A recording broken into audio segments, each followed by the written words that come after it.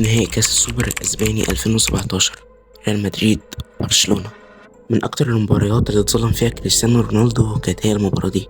بعد خسارة كريستيانو وريال مدريد الكلاسيكو الشهير على إيد برشلونة وميسي، حالا قام موعد الانتقام ورد الاعتبار.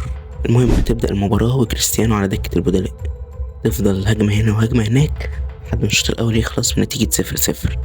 ينزل الشوط التاني ريال مدريد يسجل هدف أول دقيقة 50 وشوية، وميسي يتعادل في الدقيقة 77.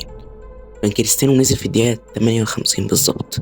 المهم كريستيانو مكدبش خبر، وبعد جون ميسي ب3 دقايق يسجل هدف من أحلى وأجمل أهداف الكلاسيكو، وكريستيانو يقلع التيشيرت ويردها لجماهير برشلونة والميسي. بس للأسف بعد الجون بدقيقتين بياخد طرد بعد ضربة جزاء مؤكدة من أومديتي. الحكم الظالم يحسبها طرد على كريستيانو. انت متخيل لو كان كريستيانو لعب ماتش العودة كان هيعمل ايه في برشلونة؟ بس في الآخر ريال مدريد كسب كاس السوبر برضه.